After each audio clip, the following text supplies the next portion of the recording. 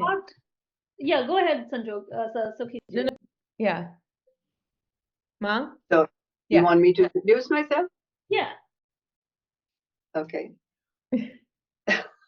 So I came here 3 decades ago with a promise I'd made to myself and my mother-in-law that I wouldn't be taking a job over here, I would be giving jobs. And that's the star I followed when I came here.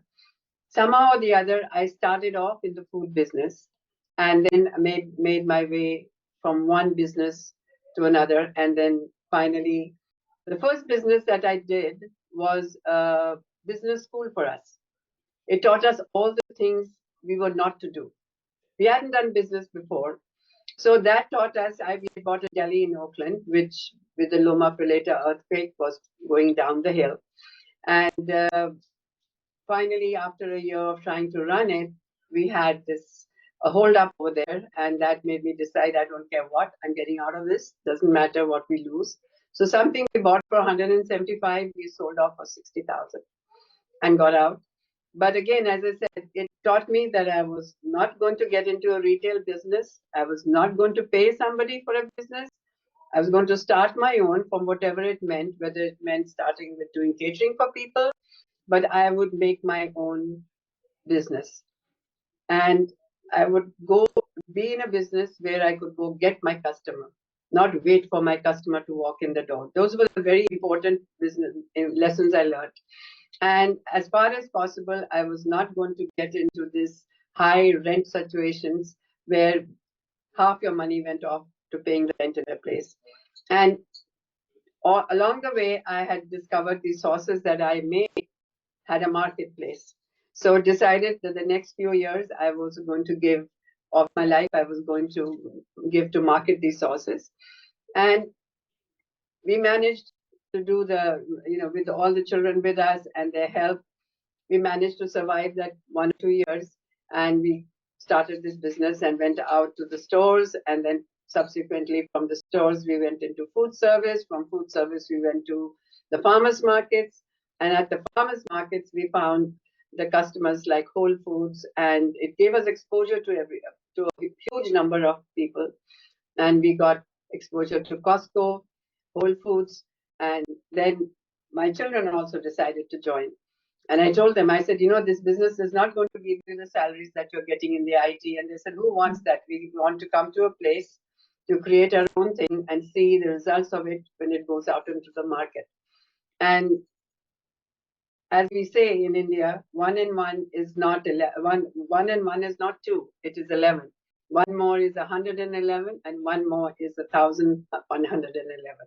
And that was what it became after everybody joined. And after that, it just took off exponentially.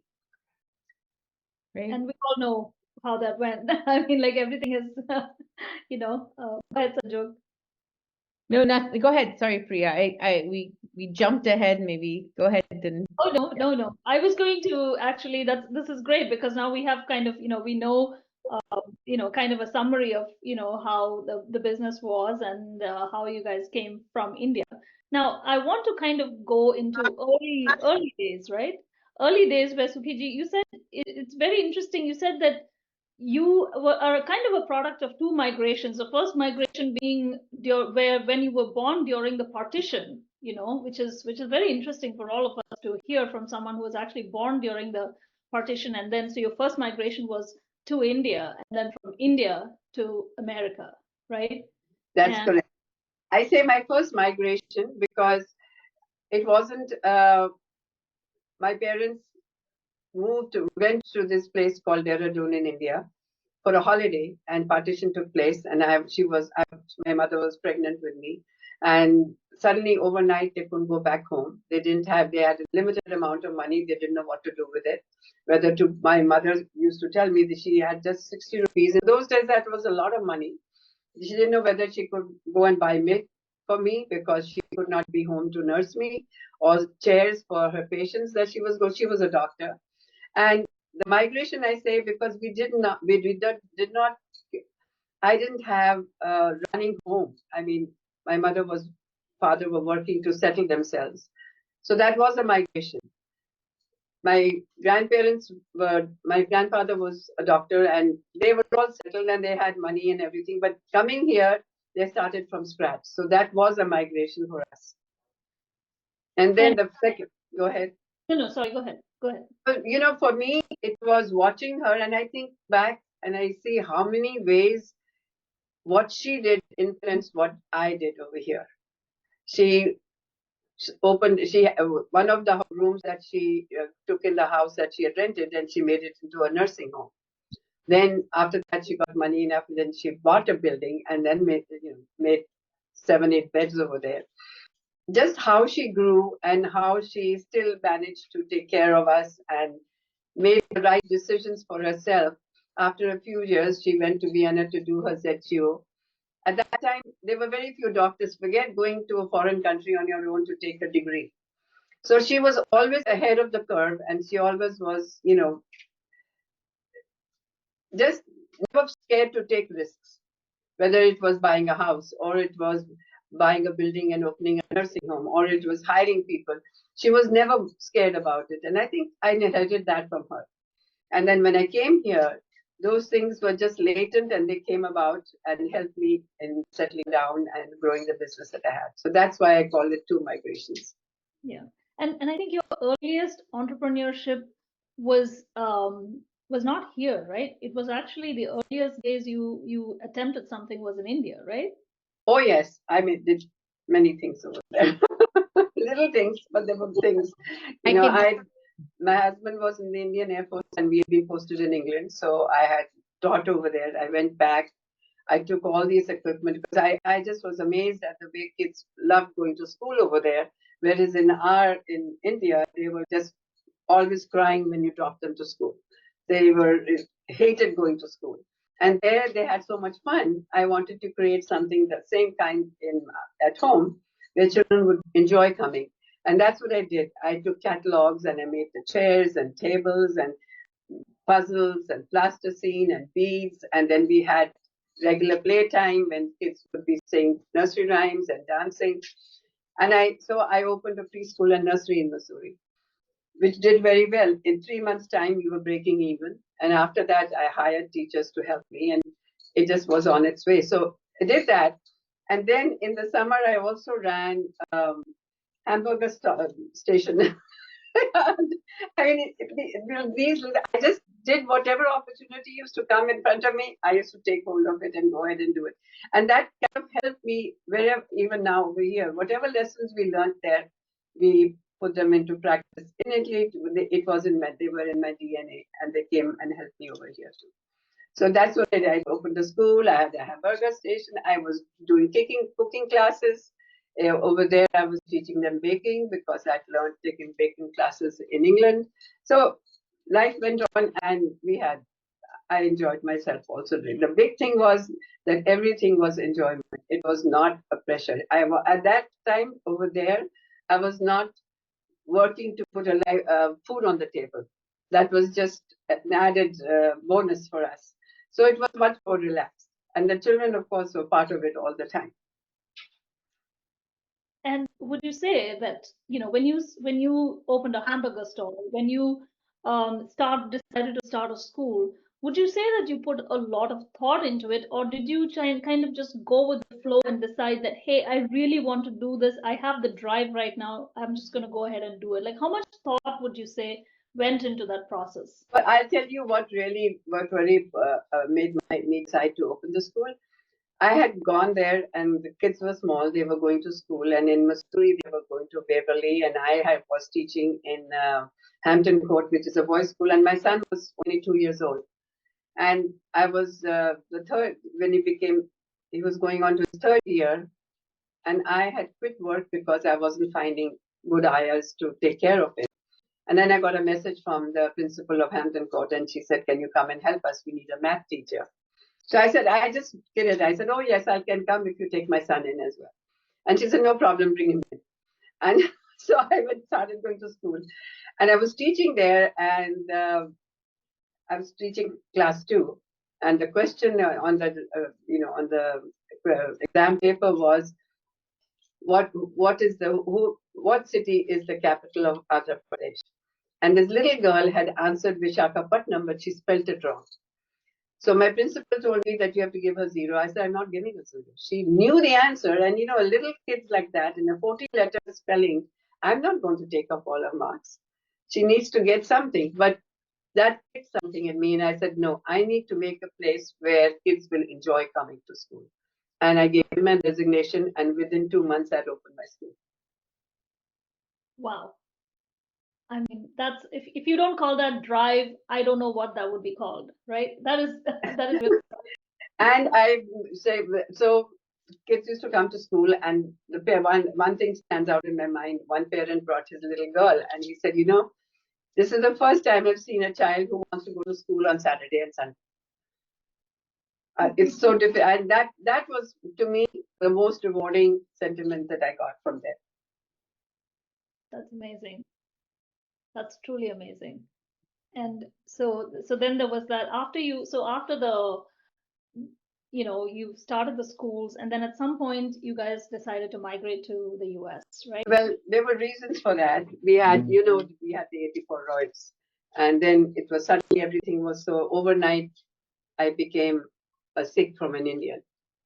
I lost my identity. But then also we were seeing that we got this immigration chance, and both of us decided that tomorrow, if things didn't change back or go back to what they were, the kids might ask us, why did you let this opportunity go? And so we took the bull by the horns, and he gave his resignation, and we decided to take the immigration. We came up. And do you remember any of that, Sanjog? When you first came here to the US? Yeah, very much so. I was 13. So definitely not the age that one would want to make a change in school. Just trying to kind of get my own identity and sort of finalize it with friends in place. So it was a very hard age to come to, and I think now that I think about it, I just turned 50, and my mom was 41 when she came with 3 kids. So now I have a different perspective, but at that time, my mom decided that she shouldn't just go into high school, she should repeat 8th grade. And now that we all have kids that age, repeating 8th grade when all the kids have been there since kindergarten in a different culture, it wasn't the best year of my life. But it also helped me figure myself out earlier on, right? In terms of getting solid and comfortable in my own skin. It took me a few years. But it was a struggle, financial struggle, finding social adjustment, financial adjustment, and security.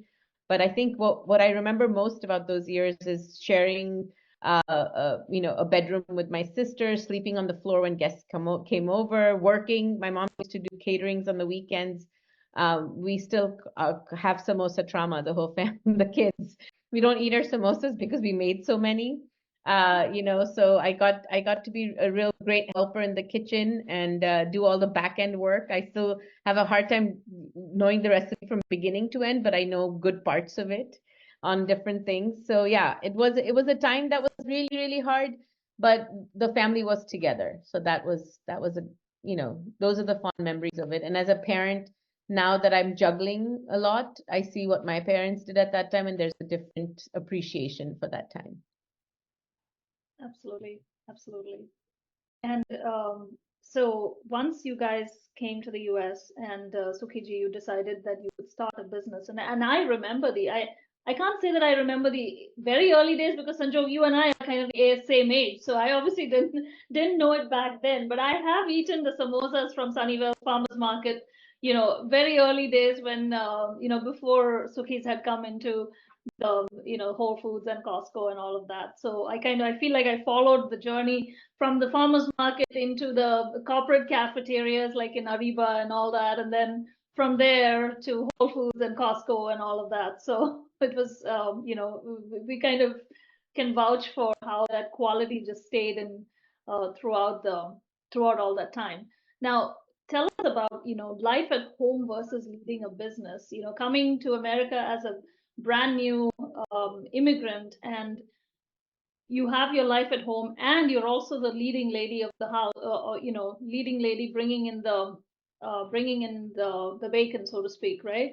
And how did that work out? And how did corporate America, or how did America really see your business face, right? Like in the sense, like when you first approached, whether it was a farmers market people or any place where you needed to break in and start the business, what was that experience like? So, as usual, when we start something like this, you think about the stores you're going to, and the first thing that comes to your mind is Indian grocery stores.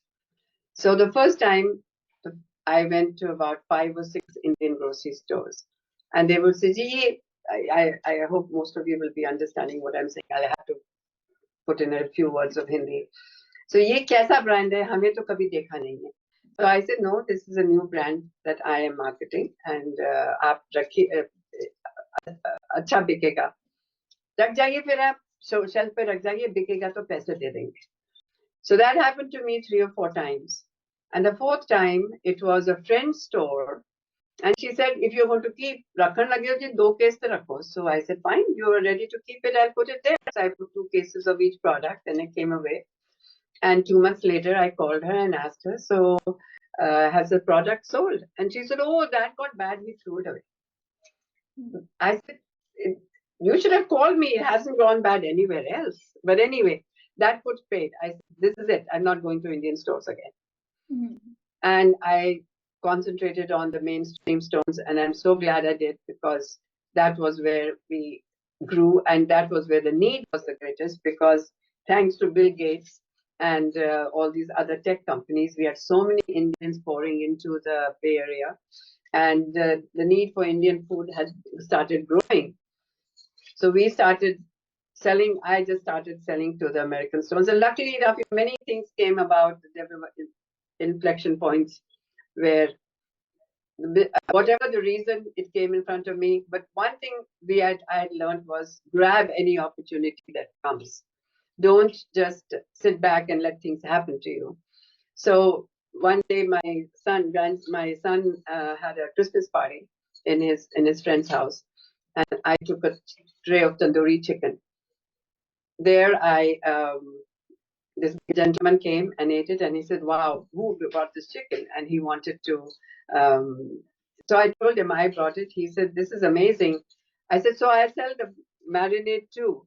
And he said he was with Morehouse Mustards. And so I asked him. I said, "So if I call you tomorrow and ask you questions," because I didn't know how to price a product. I didn't know what the cost should be, what the food cost should be, what the marketing cost should be. So I just went ahead and kept calling him. Every time I had a question, I would call him, and he helped me a lot. So people like this came in my way, and he told me the backdoor entry into Safeway, how to get it in without getting a vendor number or without paying slotting. And I got into 30 Safeways that year. But at the end of the year, I looked back and I said, I get into these stores, everybody loves the product, but what happened? My husband started asking me a question: how many more demos have we to do to when we can make a living out of this? And I was questioning my own self too. I was doing a demo in Whole Foods Palo Alto, and this lady came by and said, "I love your products. Never go out of business. This is amazing. I just enjoy the food. I cook with it." So I thought it's a good opportunity. Let me get some statistics from her. So I asked her, I said, "So how many times do you cook Indian food? She said, "Well, I eat at home 3 times a week. And I definitely cook with it twice a month." So I did the math and I said, this $4 bottle is going to last her 4 months. And how many bottles do I have to sell to make a living out of it? So that I was checking out my lunch and she was checking out her groceries. And I saw that she had 4 frozen meals in her basket and there's 1 bottle of curry paste. So that told me, hey, you need to change gears. You need to start doing fresh frozen food. That's the only way you'll survive. So things like that kept coming, and we kept changing our gears and moving on. And whatever came in front, we took the opportunity. If it was a greater opportunity, we just did it, and we worked out the numbers later. So that's been basically, yeah. And then after that, a lady called me from Hewlett Packard cafeteria and said, "I need a tandoor." I said, "So I don't have a tandoor. Who told you I had one?" She said, "No, somebody gave me your number, so I'm calling." I said, I don't have a tandoor, but I can tell you where to rent one from. But what do you need it for? So she said, I'm doing this lunch for my employees and I want to have a live tandoor there. So I said, can I come and see what you're doing? So I went in and I saw her standing on top of this big brazier and roasting the onions and stuff. And I said, so why are you doing this? You buy my sauce and your $10 an employee will be able to cook the curry for you. So that was a big step forward. She was very excited. She wrote a program in Indian food for Sodexo. That was one of the companies, the company that ran the food service over there. And as I saw, I only had 3 products I could tell her. And then I said, she needs to complete the meal. So then I made a dal masala, then I made Madras masala, which they started using and making breakfast potatoes with also, because you know how those potatoes are so tasty. So like that, I completed the line. Suddenly, from 3 products I was selling them 10 products, and they were all shelf stable. So that was one concentrate. I said, I'm only going to do shelf stable because I don't need a distributor. I can UPS products to them. But then when I saw this lady in Whole Foods, I said, no, this is not going to work. I need to have fresh items also. And then that's how we kept growing. And we started getting into frozen food and retail. So really, I think like any marketing manager would say, right? Like real customer observation, essentially. That's very important. Yeah. Observe what your customer is asking for. Yeah. Yeah. Even in the farmers markets, when we started doing them, we were doing them with the dry stuff. We were doing the curry paste, the tandoori marinade, and chutneys. And the first couple of markets, it would sell $500, $600. But once that base had bought these things, they were not going to come back and buy very soon. So again, it became a must that I give them something that they can buy and take home and then come back the next week and buy again. And so we started selling the refrigerated items in the farmers markets as well. So, and then the numbers come. That's brilliant, because I know that there are a lot of people in this meeting right now who are actually budding entrepreneurs, in different areas, whether it's jewelry or food or so many different things. So I feel like that is like gold, like right there, observing your customer and really understanding their story, right? Yes, you really need to. Yeah. And then the biggest thing is that you see where there is a need. Don't just go selling your stuff to people who don't need it. If you see where is a need, you go and grab that and fulfill that need. Any new person, whatever they might be selling, the need has to be there for your product to sell. Someone said, I went to this business talk and it kind of resonates with you because you may have taken that step, but you didn't realize it then. And then somebody puts this theory in front and you're like, yeah, that makes sense. So someone said, always have a product that they can just take a little bite with. So for ourselves, the samosas at the farmers markets became really good. It was $1.50. It came with a chutney. So you sample the chutney that you got paid for. You got the samosa. They'll be back again because there's high turnover. So always give them a little bite. And I just bought these beautiful earrings that were very expensive. But she had also surmai. She's a new business owner out in this way in the Bay Area, and she had a little ear cuff. So she had the earrings and then an ear cuff, and the ear cuff was much cheaper than the earrings, and so it added that little silver. It was the same design as the earrings, and then that came next. So it's really important to come up with a little something that's not a loss for you, that you're not just doling out. That's just a little taste and a little hook that you need with your customer. Kind of just to build a brand with them and to create that awareness, right? That you are someone, that you exist, and that absolutely. Yeah. So Sanjog, to kind of focus on your side for a second, right? How did you give up corporate and go into the family business? Well, I have to say, it wasn't something I was planning on. I think one thing, we all were kind of vested. We were already half employees, right? When the company started through high school, through college, I did the demos at the farm, and I did the farmers markets. But it wasn't something like I was going to grow up and do. And then, I started corporate at Ernst & Young, and then with you, Priya, at Ariba, and then went on to eBay. And I felt like in corporate, you were either planning for a reorg, going through one, or talking about how it came out. So it was cyclical. And technology was tumultuous. It was a promise of great reward, but then there was also a lot of risk. My friend had joined my mom in 2000 with the first bust. She was with me at Ernst & Young, and then she joined my mom and put 5 years into the business, really like professionalizing it, its first rung of professionalism. And so in 2005, she went off to MBA school. And my brother, who was at Adobe at the time, he had just been working 5 years. He decided to jump in, and we all thought it was the biggest mistake. We felt like, what are you doing? You're going to go work with family. You're going to fight. Like, this is not how it works. And I think that was 2005. By 2006, July, my sister and myself had joined. At eBay had gone from, I was an international, and they started to decentralize the international operations. So I had gone through a reorg, and I was just like, oh, this is going to happen again at another technology company. My brother was having so much fun with my mom, and I knew the business, right? And Indian food had started getting popular. It started to get some real legs. So I called up some friends, because it was technology pays a certain way and consumer products doesn't pay that much, right? But my mom said in the 2000 bust only, she said, Sanjog, people never stop eating. They can stop getting a software, but they're not going to stop eating. So that I knew. And then, my friend said, your kids are not who you want them to be. Your kids are who you are. And for you to come home happy is what they're going to imbibe and show.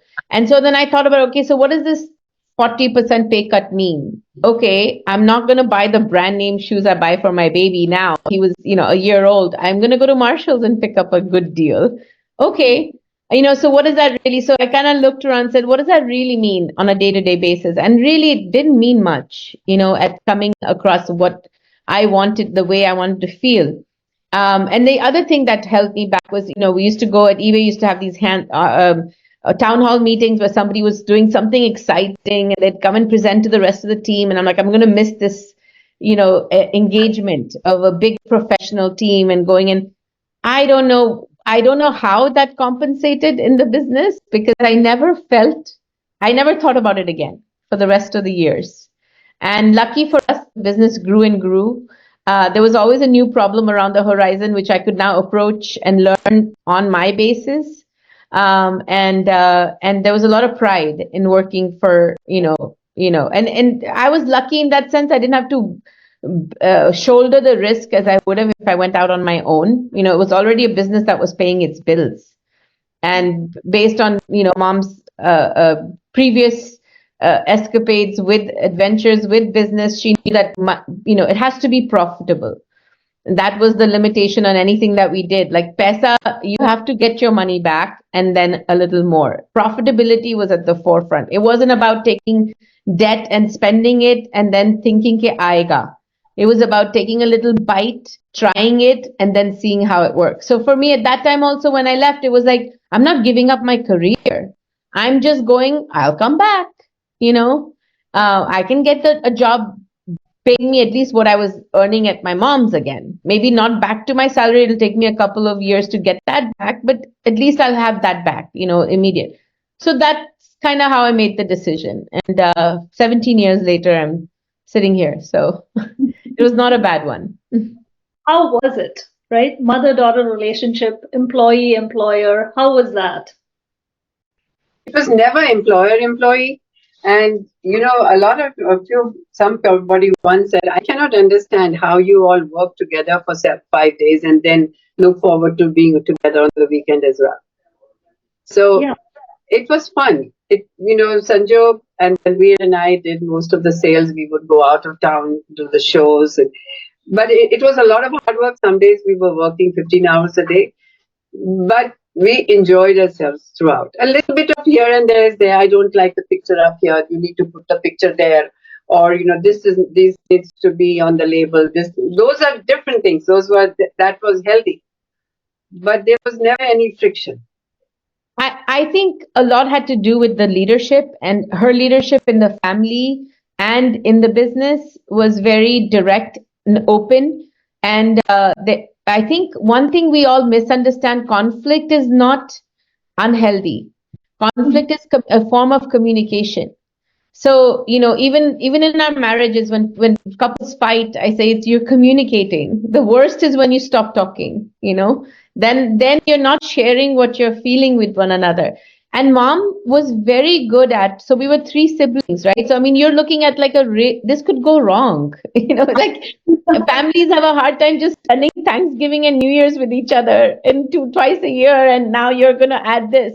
But in some senses, it was great because today you guys all go home, maybe go to India for 15 days, or you meet together up as family during Thanksgiving and Christmas. By the third, fourth day, you've just gotten into your demons of your childhood and irritated the shit out of each other. Sorry. Oops, I may be nonce, but irritated each other and just like, things get boiling. Well, now we have to be together 365 a year. So you really work out your problems. You can't keep them. You can't stay sulky and then not see each other for a month. You have to work.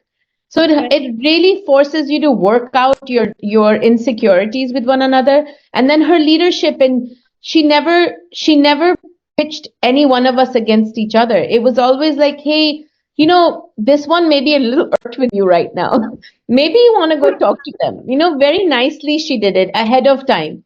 And I don't know, I think a lot of it had to do with her, but she would have done in the family anyway. But we all wouldn't have had time to sort it out because we would have been busy. We didn't need to.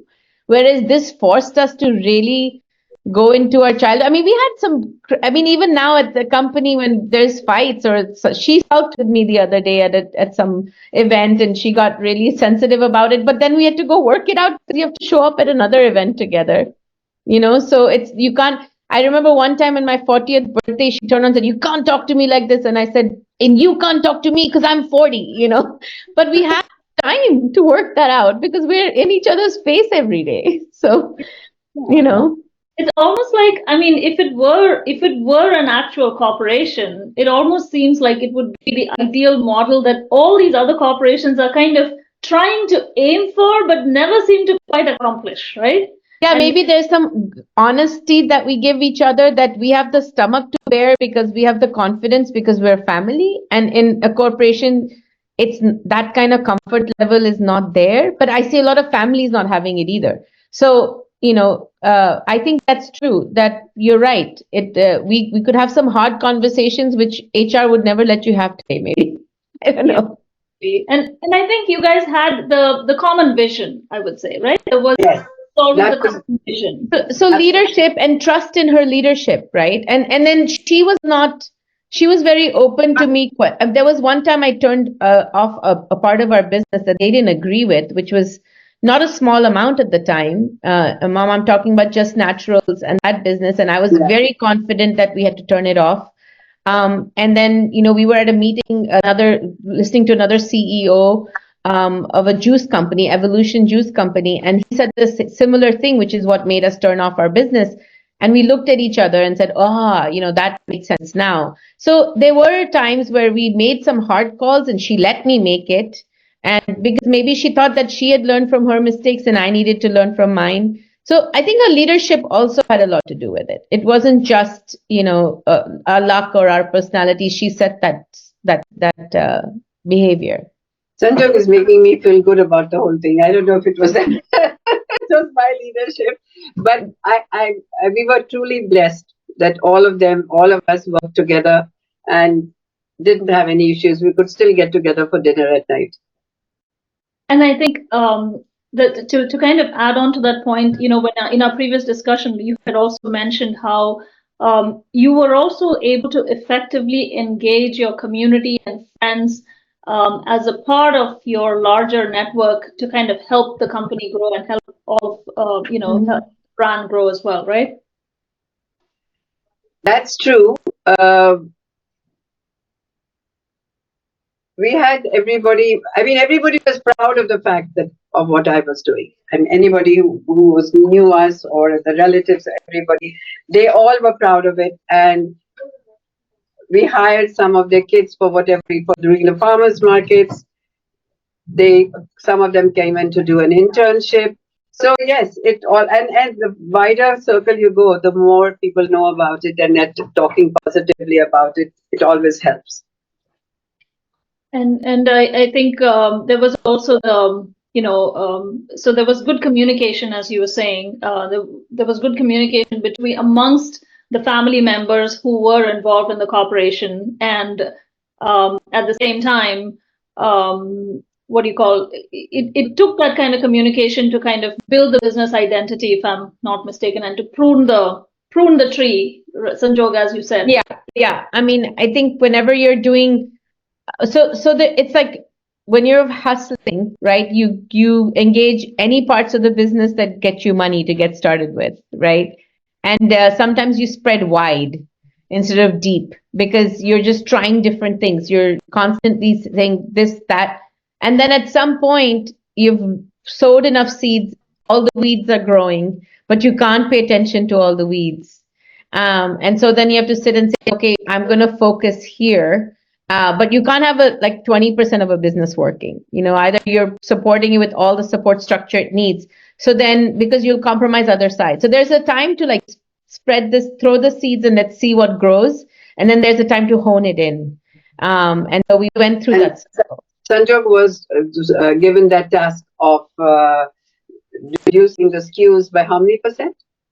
Well, when 10 years ago or 12 to 11 years ago, we had 250 items that we were making because whoever used to come and say, okay, I need this in Indian food, we'll do it. And they only knew one Indian food company because we were working on the crossroads of the US market and an Indian market. So as the US market was getting to know the Indian market, Indian cuisine more, they'd say, can you make this? Can you make this? Can you make this?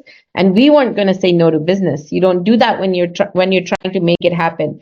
So we were 250 items, and my brother and I and my mom were great at meeting customers, taking their needs and churning out products because it was more money. But at that time, you can't get efficiency of economy. You have to experience that sometime. So I had to go from 250 items to 28 plus another, so about 50.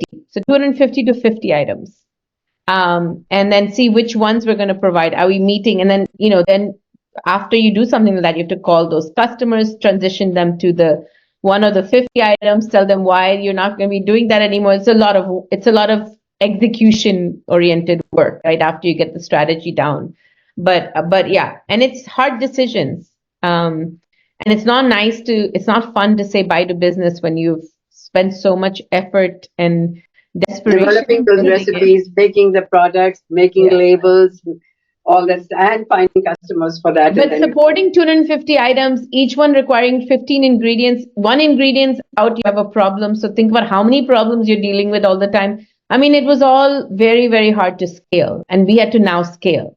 So then that time came in the business. But I think if we had not gotten there, we would have nothing to prune back. And it's important to know when you have to keep extending because you just have to try different things because otherwise you don't find a number one thing. You want to come up with top 5, right? So top 5 can only come if you have that much in the pipeline working to let something spring up. And so it's a fine balance, but there's a time to push and then the time to just get deeper. And for me, it was really lots of those products were after my heart. I really thought they were the best thing, and they still are. But to cut them off was very, very traumatic, I would say. So and it went on from that point on when we started scaling back certain things, like we stopped the farmers markets because there was too much exposure over there. And for me, it was really, really heart-wrenching because that is where we had grown. That had been our cash cow for so long, and that's how we had grown our business. But now it was working against the company. We were too worried about what could happen at the markets where people were taking our product and opening it on tables and tasting it out. So overnight we put paid to, how much was it? It was about $4 million a year. Business was just cut down. But it made life so much simpler for us too. We were all worrying about people going to the markets. Did they get their product or not? So for us, it became very simple life once we closed the market down. But the farmers market was also a really key consumer insight that we had Oh, first-hand absolutely. experience of.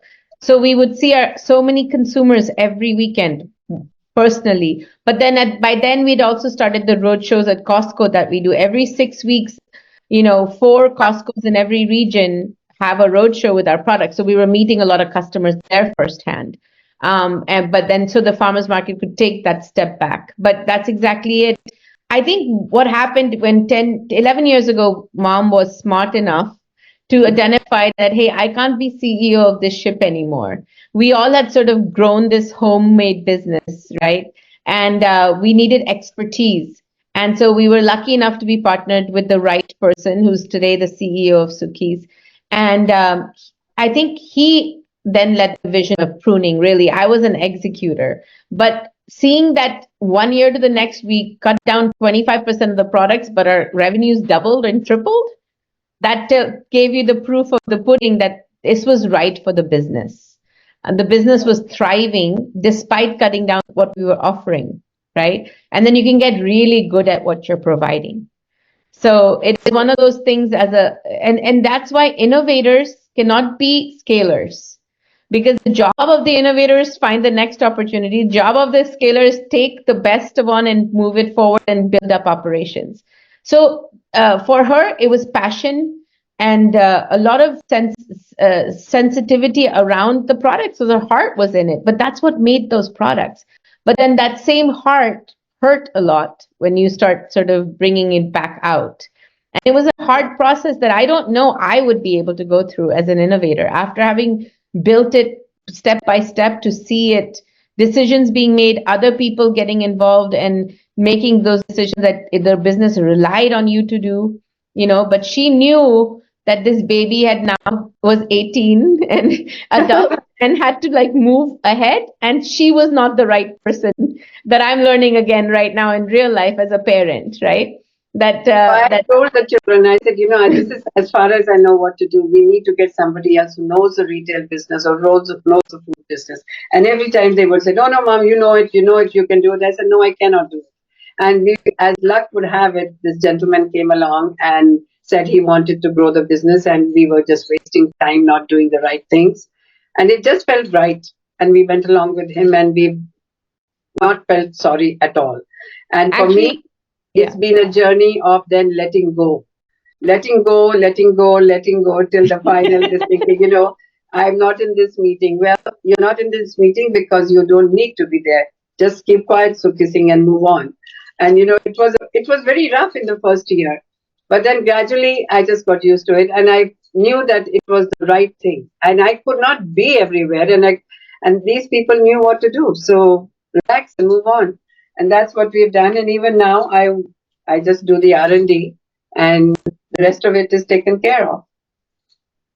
Yeah. And there was at one time she was making all those decisions, right? She was my CEO, she was my boss, So I think that's a really big lesson too. At some point, then you have and then Sanjog became a boss because she would direct me what they needed. We have this really fun thing. I'll go to mom and I'll say, can you do this? And she's like, hey, that's not Indian food. I don't know what to do. And then I'll say, I know you can do it, mom. I know you can do it. And I'll give her like a really tough thing. Like I needed to be this tasty. I needed to cost this much. And she's like, I can't do it. I can't do it. And then 2 days later, she'll come up with just the best item. So we have this thing. And now she knows. This is like when she goes, she's going to make that face. She's going to tell me I'm just smoking crack, thinking that it's going to happen. And then she's going to deliver. So this became our rapport between each other. Working process. Yeah. So take us on it's so fascinating to listen to, how this kind of progressed, right? So take us on a journey of how did relationships, especially in business, like how did the relationships work, not within the family, but the outside relationships, the things that got you into the Safeways and into the Costco's, and how did you cultivate those relationships? What did you do to go out and kind of sort of find them? And how did you maintain these relationships over the years? Because for businesses, like you said, you had a gentleman come and approach you guys and who finally became the CEO, and it worked out beautifully, right? And it all has to do with good relationships and communication. So help us understand how that kind of worked. So, some of these people came to us, and I was lucky. I was the only thing in the market at that time. And the need was there. Indian food was growing, and people were only too happy to carry some Indian food products. So I did all the sales in the beginning till Dalbir came on the scene and Sanjog came in. Till that time, every sales call I made, whether it was in the Bay Area or whether I was going to the East Coast, I would take over red eyes out and make 3 appointments, make one anchor account and then 2 small ones and get them and come back and execute the orders, because at that time we were doing dry stuff only. And so I just picked, the way I found out was I went down, at that time it used to be the telephone book. What stores were there in Fremont area? What stores were there in Marin? So there was nothing like the internet that you could put a question in and say grocery stores in San Rafael. No, I had to look them up and get the telephone numbers, find the name of the people, and then make the pitch in one call interesting enough for them to say, come on in, we want to see your products. So my biggest breakthrough was when I think I told you this tandoori chicken I took to my son's Christmas party. And the gentleman who ate it, he was Frank Gimble, who was running Morehouse Mustards. And I just picked on him and he mentored me. Every time I had a question, I would call him, he would give me an answer. And then I asked him, I said, how does one get into the Safeways? It's such a high slotting fee. And he said, go to Marina Safeway. That's the only Safeway that can get new products in without having the head office approve them. So that was my entry. That first year, I got into 30 Safeways because I got in from Marina, got a vendor number, and then went down to Safeway after Safeway. So things come in your way, but you need to have your antenna up to get hold of the opportunity and say, okay, so what? There's this lady who called me for the tandoor, and I said I didn't have to go to her. But I just thought, I said, she wants a tandoor. What is she going to do with a tandoor? She's obviously cooking Indian food over there. So I went to see her. And when I saw what she was doing, I jumped in and I said, hey, why don't you buy this stuff?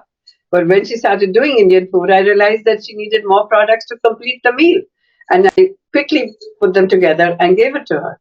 The same way, Sanjog's friend, her name is Kate Kidharni, she was working for me and I sent her to Florida to show our products to the Florida Whole Foods. And the lady who was in charge of the food over there, she turned around and to Kate, she says, give me fresh Indian food, frozen Indian food, and I needed ready Indian food to eat and I needed it at this price. So when she came back, I said, are you crazy? I can't give her this price. Fresh Indian food delivered to Florida. But then I thought, if she wants it, she must be knowing that this can be, it can be done. So I sat down and worked it out and we made some recipe changes. And in 2 weeks, we had 10 items on the table in front of her in Florida. And since then, we got into... It's going today. 23 years later, we're still serving the same. In fact, 2 of those dishes are our top 2 dishes in food service. I think to sum up what Mom's saying, like there's curiosity. So every lead you get, follow it through. There's authenticity. Be yourself. Be yourself. Share what you're understanding or not understanding. People care. Loyalty. When they need you to deliver, you try to move it around to make it happen. And so these things need to be intact. The other thing is mentorship, she said. One thing is a mentor also needs deliverables from the mentee.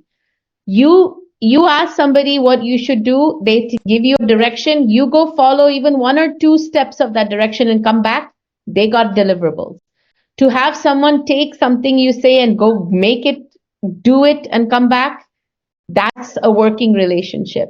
And she does that all the time. In fact, now too, if somebody comes and asks her for help, she'll say, I'll give you my first hour. After that, if you don't make anything of I need to see that you did some of the stuff. You come back, I'll give you more. And so she has been a great mentee and she has mentored really well. Another thing that I see the CEO doing and I see Mom doing all the time, good people who have something to share. So if you have a product, don't be afraid to extend it, to share, to deliver, and show somebody what you can do. Often people say, I'm not going to work any harder. I need to first see that this is going to go somewhere. God, the amount of presentations and lunches we have done with it going nowhere and actually going somewhere 5 years later, because that's how you build relationships. It's never wasted. No, Never ever wasted. Yeah. The hard work is never wasted. You learn from it. You learn what not to do. If nothing, you learn what not to do. If it's the worst experience, now you're not going to repeat it. So don't be afraid to give of yourself, to give of your advice, to give of your expertise. If you're doing earrings and there's a modeling show going on, put it on the model. And if you have to work 5 times and drive 3 hours to go deliver those earrings, you go do it. Because just put the work out there. What are you wasting? You're learning, right? She has pushed that into example time and time again. Yeah. So that's about the story. Till now that we are exiting. But that is also, you need to know the time to let go. You cannot, and time that, that point is very important.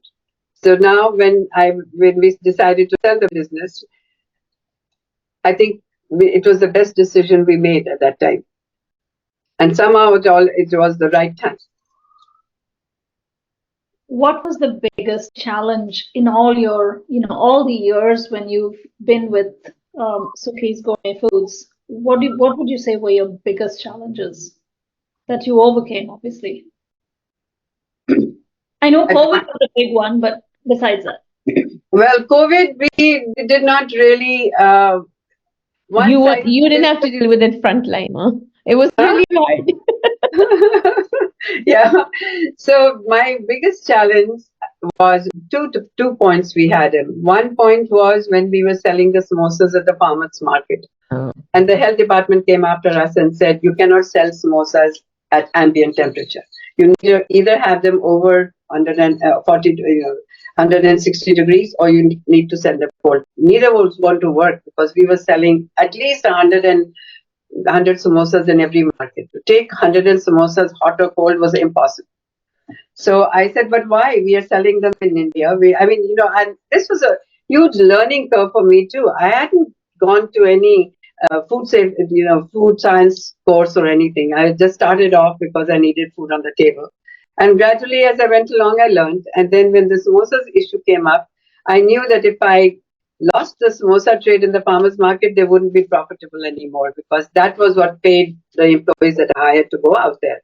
So I started, that was, I think, one of the biggest challenges which I got through. And I was sending my product into the FDA to get tested. And this lab would test the pH and it would test the water activity. And water activity, there was nowhere I could meet because there were potatoes inside. But after a few times of sending it in, when I looked at the pH, I said, why does this man keep doing the pH? I've never asked him to do the pH. Then it hit me. I said, maybe he's giving me a message, because I'm not allowed to give you any direction. So I started working on the pH. And luckily enough, there was a food scientist who rented one room out of our plant. And he was there, and I asked him, I said, so what can I do to make the pH of this potatoes come down without it making it sour? So he said, oh, I was just at a show recently and they said this product. And they said, wait a minute, I have a sample of it with me. And that was huge for me. I got that product, I put it in the potatoes, which is health approved, which is a flavor enhancer too, and sent the product in for testing. And at that time, the message was coming up to all the farmers markets that they cannot sell samosas. And I phoned him and I said, could you hold? I got this problem solved. And we just saved ourselves in the nick of time. It was huge. Yeah. It was huge. They came to our plant, they watched us making them, they ate the samosas, and then we were saved. But that 2.5 months was very nerve-wracking, because we have these people come to the markets and say, you can't sell the samosas. So it was, so that was one point. Go ahead. Before you go to the second one, I want to add something. That's another, you had asked the question on relationships. One of the things that she was so good at was the health department that came to these farmers markets. the health department guy that had pointed this out and was after us was actually very authority oriented. He just loved his authority, and the way she handled him and the way she worked with him, and without threatening his authority, she was able to educate him a little, bring him along a little. And when the right thing happened with the samosas, he was only, okay with it. Like it wasn't like if she had sort of pushed him off and put her ego in between, he would have just taken it as something to win. But she didn't. She was very good at that. She showed us how to do it too. The other thing she did also is do it and then get your hand slapped. Yeah, that's very it? funny. She's talking about that. I've always believed, I have two things I'm very important. I always believe that excellent is the enemy of good. So if you try to put excellent food into commercial, it doesn't work. It's not going to do anything. You're not going to be able to sell it. And the second thing is that forgiveness is always easier than permission. So when we started doing the farmers markets and this happened, and I knew that this is coming down, that they're stopping to the farmers market, the samosas, we kept selling them in the area that they didn't stop us. And then we got the permission anyway. So my grandson, who just graduated from his Eighth grade. eighth grade, and so we were there for his graduation. And there in their school, they ask you to pick up a quote from a favorite quote that you've heard and say who made it. So I'm sitting there, and he goes there and he says, "Forgiveness is easier than permission." Sukhi Singh, and he's announcing it to the whole school. And everybody else was like Mandela and like Obama and like all this stuff. And then he goes, Sukhi Singh. Why not? It was really fun to hear that. I was shocked. I didn't expect. And I said, "What's Sukhi Singh?" But it is very satisfying to see that your children are listening to you, and they think good of it. Absolutely. Now, challenge number 2 before you get, I took you off track. Yeah. Yeah. So challenge number 2 was we had the fire in our plant. I put up this kitchen, loaned money from the bank, and 6 months down, we had a fire which we had no explanation about how it happened. Potatoes from the samosas were still floating in the oil. The oil hadn't caught fire, but the roof, the fire went up straight to the roof. And anyway, so that morning, the guy who went to light the tandoors called me and said, "This place is all shuttered up." Somehow the fire department didn't have a telephone number, and no, they didn't call us. So anyway, so I went there. I just had knee surgery, and farmers markets were at their height at that time in June, and that was going to be our money for the rest of the year. So I just sat down there and thought. My employee came to me and said, "So what do you want us to do? Go home?" I said, "No, hold on." This lady was an employee I called her my temp agency. Whenever I needed people, she would bring them to me, Indian people. And so I said, "I need a place where I can go make the samosas and the rotis for the farmers market. Find a restaurant for me that doesn't do good." So she did. Found a restaurant in San Francisco. I filled up the van with all the stuff they needed for the samosas, and sent them off. 4 people I sent off to the San Francisco to make the samosas and all. And then we found another place in San Leandro. The masalas we had, the pastes and all we had, and we had the chutneys for some time. So the samosas and the rotis and the naans, which we were really needed, and that was a huge gross at the farmers markets. So we found a place to do them, and then a week later, I was able to identify a Chinese restaurant that had closed in San Leandro. So we were there and making the rest of the stuff. That was a huge challenge. And then one friend of mine would bring all the stuff from El Cerrito, from San Francisco, and then I would distribute the stuff at the farmers market. So we didn't miss a single farmers market. They all went with all the stuff. Because of this, thing, I knew that I had to do something. And I had the whole family with that. That was the biggest thing. My sister came from New York to help me. So that week she ran everything, and I had to do all the insurance work and stuff like that. And also, as I said, I had my knee. I couldn't walk. I had to sit down and tell everybody to do what they needed to do. And we got through that. We got through that because we found a place and it was always okay. So now what do we need? this is temporary. I cannot do this all the time. So I put another friend on the phone. I said, call all over, at that time, Bill Clinton, what was it? Bill Clinton, who closed reduced the defense budget in Alameda. Um, uh, this thing. Yeah. But basically, it was a shutdown. It was a shutdown army operation, Yes, right? In the army Alameda. base Yeah, in Alameda closed down. yeah, yeah. And so this friend of mine got hold of the person and they said, oh, yeah, you can come and rent our place. And for $2,000 a month, I got this huge space, which had freezers, coolers, fryers, everything installed. And when she said that, I was keeping my fingers crossed. I said, let's go and find it. I hope it works. I hope it works. And we did. And overnight, then I got somebody to move a couple of equipment that I needed. And the place was so big, it housed us till the kitchen got rebuilt. Mm-hmm. And we did, we got Webvan over there. You know, the internet company who was doing. So Webvan's a great story. Webvan wanted to do Indian food, and we knew they were like, this is right before the bust, like they were on the cusp of it, right? So we made them cash order only, or just credit of $5,000. We gave them only 30 days credit.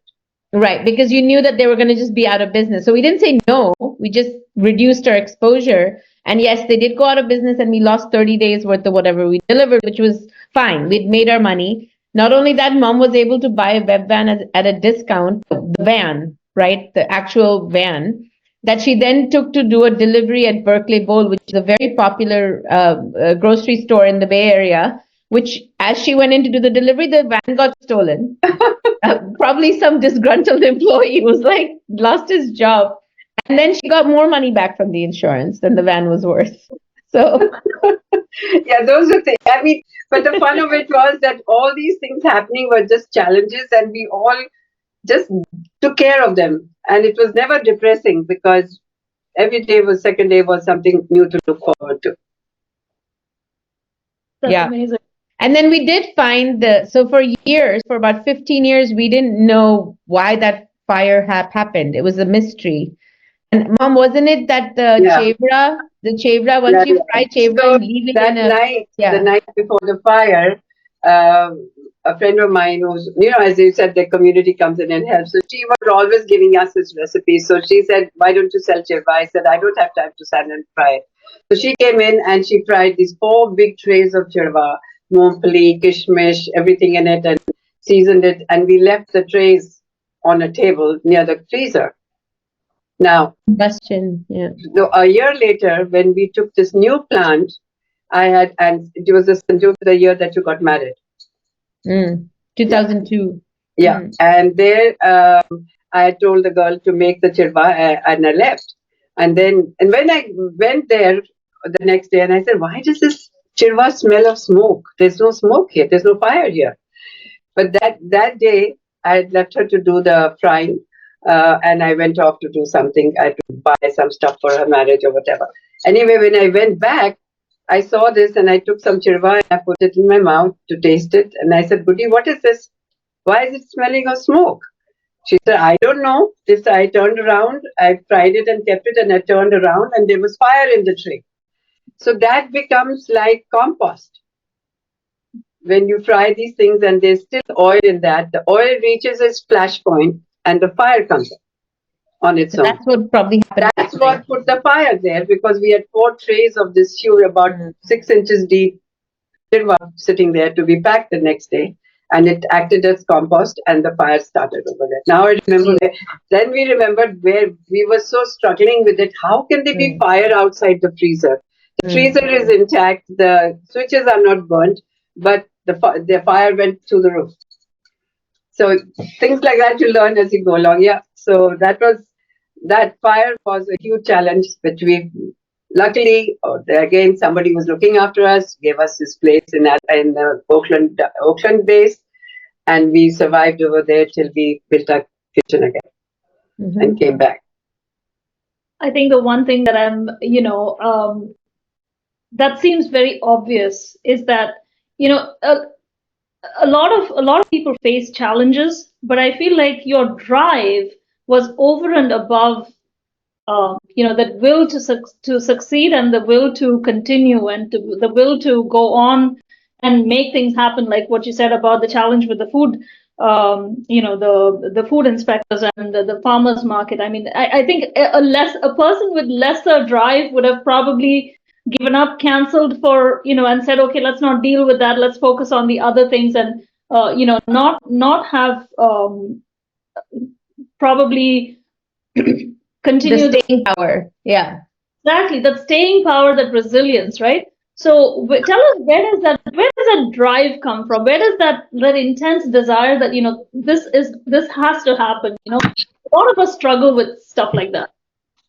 So, sorry, my iPad is going low on battery. I need to plug it in 1 minute. I have to move.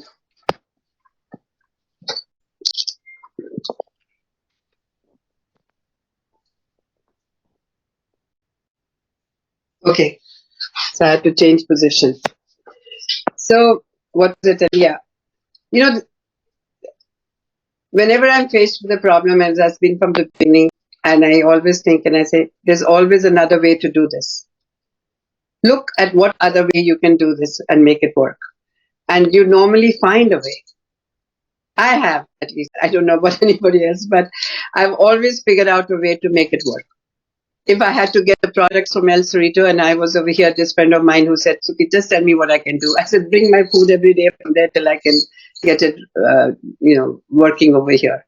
So there are always ways, they come to you, solutions. And once you start doing it, then the solution, it becomes a habit. And you look around the other side and say, okay, so what is the other way I'm going to do this? Very beginning on, when I got approval, this lady got me into the Sodexo system, and I would go and sell the stuff, and these people would only order once or twice, once a month. And the chef, I asked him, I said, Sulopaka, why don't you cook it more often? So he said, well, you're not an approved vendor, and from unapproved vendors, we can only buy so much. So then I asked him, so how do you become an approved vendor? He said, you need to send your product, go through marketing and send the products in for testing. So I got the name of the person, and then I sent the products in, and they came back rejected, saying that they don't meet the plate count is too high. I said, why? So again, I asked the question. I wasn't going to let it go. And I said, so why is the plate count too high? I'm using the same spice vendor as you have in your kitchens. Oh, this is ready to eat. I said, no, this is not ready to eat. It is a cooking sauce. You are going to make it ready to eat. So it took me 6 months, but I got the approval. But I could have sat back and said, oh, this isn't going to work. Yeah. So you always... I think it's a muscle that needs to be practiced, because I can see why I wouldn't do it either. Like, I would back off sooner than her. I think it's a muscle that needs to be practiced, but I think she had to practice it because her food needed to get on the table, right? It was a matter of survival. Yeah. That's what made her practice it. Now it's second nature. But if you don't have to do it for survival, then there is a limit to where you're going to go. And I think if over practice, that same thing can get you in trouble. The business got made on the basis of corporate dining, which was the eBays and the HPs and the Microsofts of the world, their corporate cafeterias. But we were not a can of spinach. So they needed to do it a few times a week. It's very transitional. Chefs come and go. Then when we started building retail, in retail, we're building a brand. In this business, it was not a brand, right? It was behind the scenes. So at some point, it wasn't more, you could not increase the business anymore. And you couldn't, there were some basic things that were not working in it that was making us get out of it. But mom had a very hard time because mom's solutions oriented. She needs to find a way to make it happen. And to back off means, why would I back off? I built this business on the basis of finding a solution. It took us a very long time to try every possible route to then deprioritize it for our business, because it's also what brought us to where we were. But there did come a time that we had to back off. Now, when COVID hit, we were so glad that we backed off and focused on the other parts of our business, because that business went kaput when people went home to work. If we had built all our business that way, it wasn't scalable because you couldn't have repeat business because you're always worried about the distributor. Then the chefs change, then they put something else on the menu, or they don't roll it out. You're always training. It was taking a lot of time and effort. But it took her a long, because she's like, no, you got to figure out. I did it, and she did it, you know?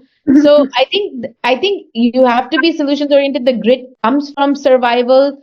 Um, and then, of course, as women today, like if you have a great corporate job, you're enjoying some downtime with your kids, to have a side hustle where you're prioritizing that over the downtime, you don't have staying power, because you're like, no, at the end of the day, I do come home at this certain time every day, and now I'll have to do the second hustle, you know? So I think it's a great thing, and I don't think we have it as much, but I think there are reasons for that, and you have to still find your space in that, you know? Because when I've polled people, the people I know in this group, a lot of them say that, I really want to start my own business. But every one of them is working. So it's like, how do you find that grit? How do you find the drive, right? And one of my hopes with all of these talks that we're having is kind of what I like to call transference of drive. Like, let me transfer your drive to all these people who are listening, because I feel like, that motivation is needed, right? That grit is needed. And I always wonder, like, where has all the grit gone? Like, we sometimes analyze to paralysis, right? And that was the reason I was asking Sukhiji, like right at the beginning, like when you made that decision to start a school, how much of a thought process did you put into that? Did you just go for it and decide that you were just going to do it, right? At that time, there was nothing much to risk except that rent that I was going to pay that place. Most of the equipment I had, I taken it back from London. And I did put 15,000 in building the furniture and all. But it was something I could afford to lose. But I was very sure I wouldn't lose. The need was there. The need for a place where children loved going was very. And then I charged what the convent was charging. And again, everybody told me, who's going to pay you such a high fees? I said, no, if they want the kids to be happy, they will pay. And that proved itself, because as I told you, in the first 3 months, I was breaking even. And after that, it was just gravy which was coming in. So I've never been daunted by spending money. Like the first time I had to go and buy bottles, and California class had a minimum of $50. I didn't have $50. I said, well, really? I mean, I didn't have $50 to spare. I had $50, but I didn't have it to spare. But I said, what the heck, I'm going. And I went and picked up those bottles and packed them and sold them the next day. So you have to, I don't know, it just comes. But the biggest thing I think people stop, one thing is that they think they have this one product and they can go out and sell. It doesn't work like that. You have to first identify your customer. You could have a wonderful cake recipe, but go and see how many people are buying cakes nowadays. Is it something that can give you a livelihood? If you want to do it as a sidekick and get orders at home and make cakes or desserts and give them to people, you're not going into a rent situation, you're not having any fixed costs, go ahead and do it. But if you think you're going to make it a livelihood, you need to first go and look outside, do a market survey, and see how much need is there for that product, and then go ahead and do it. Otherwise, it's not just because you have a good product you can go and sell. You have a good bread recipe, you can go make the bread. It is a complete thing. You have to see the need and see how you're going to make it, how you're going to get it to your customer. That was what always directed my efforts. I first have to see how, and that's what ruled this thing in the first few years when I was just doing dry products, because I didn't have an issue of sending it to my customer. I could UPS it to them. I didn't have to go deliver, delivery was, you needed a distributor. The distributor would take 25% of the sale. So all those things came in to play. And then till I got to a point where I could deliver refrigerated stuff, I did not get into the refrigerated business. Everybody who comes say, oh, I have this recipe. I have this great salmon wrap, and everybody loves it. And they all say I should market it. People can say what they like. will you be able to sell this one product out there? So there was a lady who came to me with spices and said, I want to sell these spices. So I said, okay. I gave her my input, and she said, can I come and I'll talk to you again? I said, sure, when you tell me what you did with this. I didn't have the heart to. It's also killing somebody's entrepreneur spirit if you tell them this is not going to work. They need to learn it themselves. So I gave her the easiest way to do it. I said, don't go renting a space. Find a space, a working space where other, a restaurant or any other place which is a food place, and go and rent a couple of hours over there. Put your product together. Go out and sell it. Don't get into paying rent first and paying so much money for the labeling and stuff. First, find a customer with the simple packaging and a place where you're not paying. You could pay them like $30 an hour for using the space, but at least you're not getting into a rent of $700, $800 without having a proof of market, proof of the concept. Yeah. That is so important. So that's the way I would work them out of this thing of, okay, and most of the time they let go because it's too much of a hassle, and they don't have a viable product.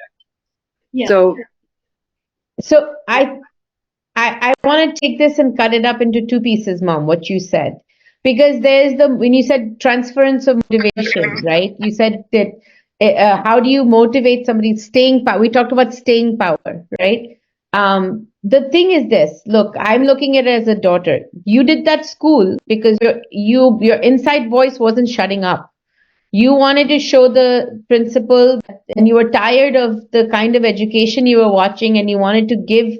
You had seen it being done better in London, and you wanted to give that child the confidence. You also loved the fact that it wasn't a class-based education, where the shop's kid was coming also and getting that confidence and love and nurturing. So there was an instinctual desire in you that made you go and do it, right? That's the motivation piece.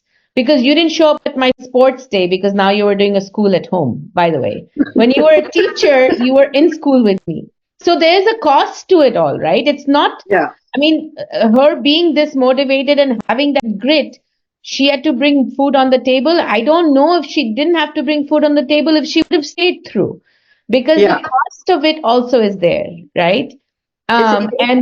We did it because it was a matter of survival. We needed the food on the table. So that's step one, right? As a woman, if somebody's saying that you should have a side hustle, first of all, find worth in whatever it is that you're doing.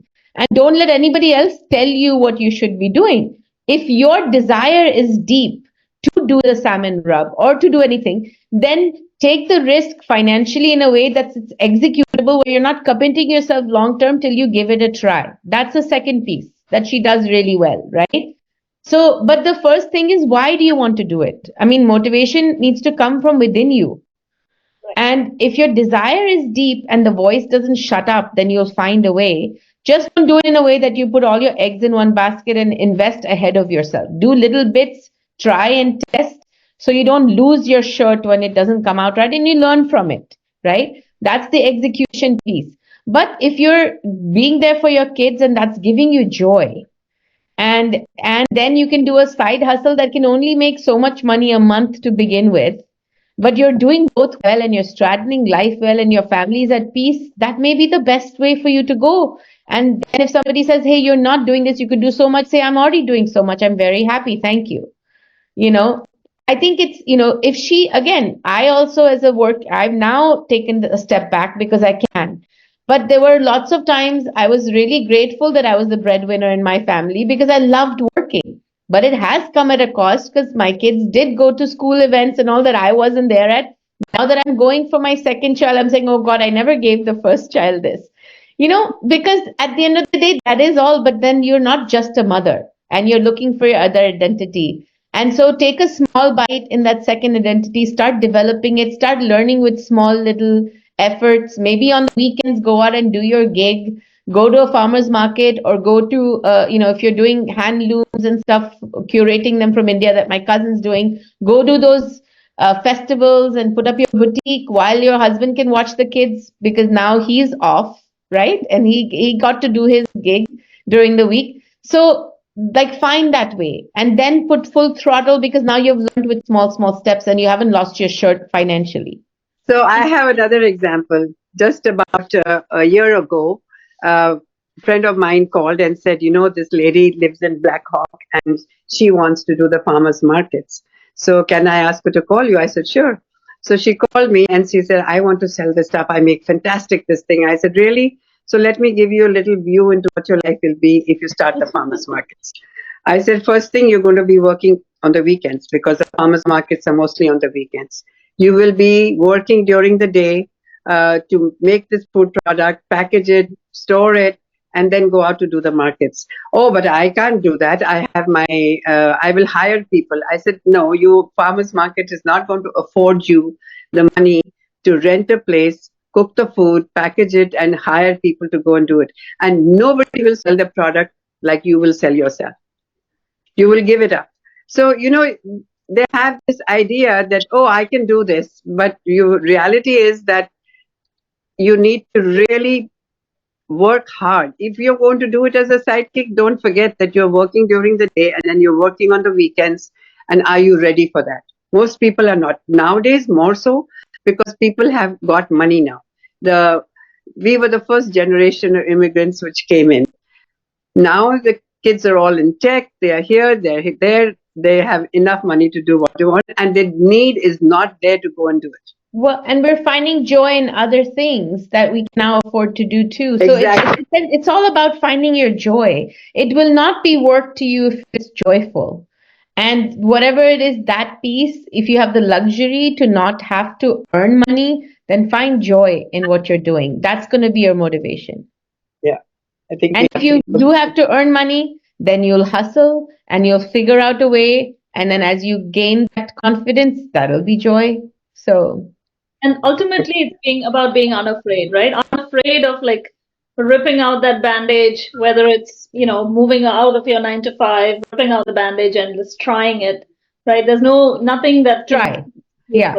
Failure always teaches you another way to do it. Yes. Yeah.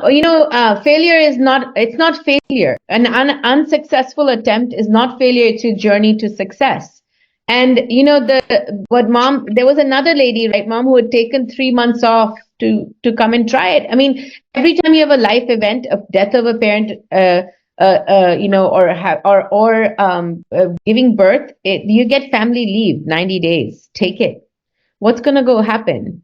So she gave it up. 90-day family leave and try it. When mom got Costco, I was at Ariba, Priya, and I went and took it. My Jeff Chang, my boss, said, I don't feel that you want to go to your family business yet. Why don't you take 90 days, take family leave, see how you feel before you join a family business? So I took 90 days, and then, my husband proposed, and then mom said, this is not the time to go into family business. Go out there, settle your marriage, and then come later if you want. And that's what I ended up doing. That's when my friend joined. So, and I did 90 days and it was great. I enjoyed my work, but at that time I decided to table it for different reasons. But do that. Take some time off and come back. You'll find a way. Exactly, right? Don't be unafraid and, go hustle, basically, right? Mm-hmm. Yeah. And be ready to take failure and learn for other ways to make it work. Mm-hmm. Yeah. Because that's one of the things that, if you remember, we discussed this before, like where has all the grit gone? Why are we so afraid of taking risks, right?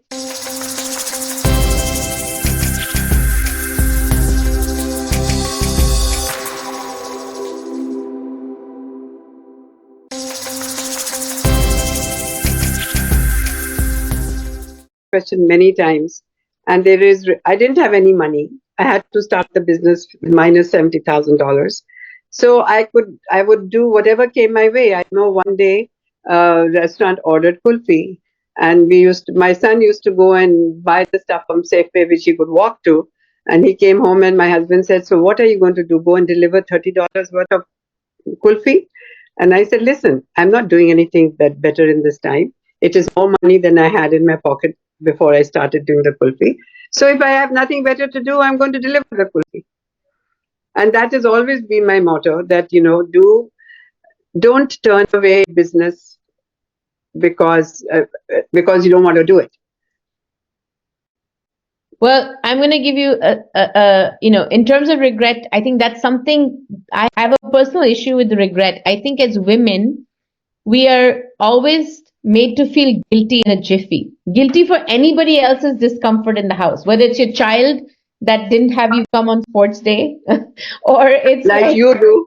that's what I'm saying. Or like Khana, if you all, I've seen my mom work till 9 at night and come home, and my dad's like, oh, the rice is not there, and he's been home for 3 hours. Like, what were you doing? Like, we're coming home at 9 o'clock at night, but my mom would feel guilty about it. It's so easy. If I work really late and I come home and we can't find a restaurant that's open, I'm guilty. So as women, it's like quickly, oh, I should have done that, my son suffered, or I shouldn't have done that, my daughter suffered, or husband didn't have, or we didn't have food to eat. But when we go back and look at that situation, we also look at it from a single angle, that other person's angle. We don't look at what else was going on at that time. So anytime we go back and look at a decision we've made, we must take into consideration all the information you had, what was going on at that minute when you made that decision. And you will find most of the times that you made a decision based on what you knew at that time. And you cannot regret that because you're smart, you're rational, and you have to be unapologetic at that point. It is a point. But own it. Like my mom can't deny that she didn't show up at my sports day, but I know what we did instead of it. So own it. ठीक है. I was running a school. I was running a school, which is what you saw, and now you're a product of it. So I think as women, we have to think about when somebody is saying, or and we're always self-criticizing and looking for ways to do things better.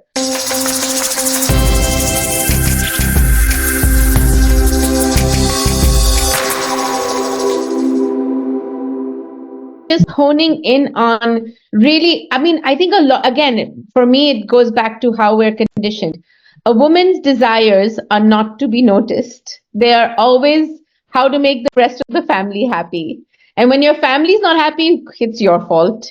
So I think really saying, I need to be happy. What I am doing right now is not giving me joy. What is going to give me joy? What is the process I enjoy? And when you hone in on that, I think that when you truly desire something, and then this piecemeal that mom's talking about, where you just take a smaller step. If you can't do it and I know that there was a very good point that if you don't give it 100%, it's not going to work. Well, we know that our livelihood's not depending on it right now. We can straddle. So first, identify what gives you joy, and I think that when you enjoy the process, you'll make the jump. You'll find a way. Mom, you'll find a way. And I remember what you said, Sanjog. You said a successful, happy life cannot be cookie cutter. So, you can find those little, niche areas where we can go and try and make a difference. And that was. Well, it's also you can't worry what the Joneses are doing and how much they have, and work on what you want. You're not a cookie cutter person. The fact that you guys are on here on a Sunday at this time and it's hour 40 minutes, that's not your destiny. You're not cookie cutter. So own it. You're going to do it differently and you're going to go after it. You're all searching for something that you're here. And you deserve it. So you need to have TED Talks from Sanjog. No, I'm just saying, I'm starting to understand. I'm taking music again. I learned music between 7 and 10, and I never learned it again. And it's because my mom had a vision, because she wanted to sing and she couldn't sing, that she sent me those classes. So, but I realized I don't want to learn music to sing a song on stage. I love Riyaz, and now I have a teacher. All she does is sa. But you are at a point that you can afford. You can at a point that you can afford to do that. No, now. But what I'm saying is enjoy the process. Yeah. When you were roasting your onions in the oven for hours on end to make that curry paste jar on a Thursday night at 1 a.m. in the morning to sell it on a weekend, There was so much joy you were getting out. And yes, you had to bring food on the table, which was like a big motivator, but you were also getting joy from doing your Oh own thing. yes, yeah, yeah. The So process that, needs to be enjoyable. And you'll yeah, find when you get into a good fiction, you have a good storybook, you find your way. You get your dinner done early so you can have an extra hour to read. That's what you need to find. What is it that gives you that joy? And then the $5 extra that you're earning from working is not going to make sense because you're just having so much joy. yeah, I guess so. So, any other questions? I think we will let you go now, Sukhiji and Sanjog. Thank you so much. This was Thank you, amazing. guys. And I think you and I will probably be like, decomposing this for the next few days now. Thank you. Thank you. It was lovely being with you guys.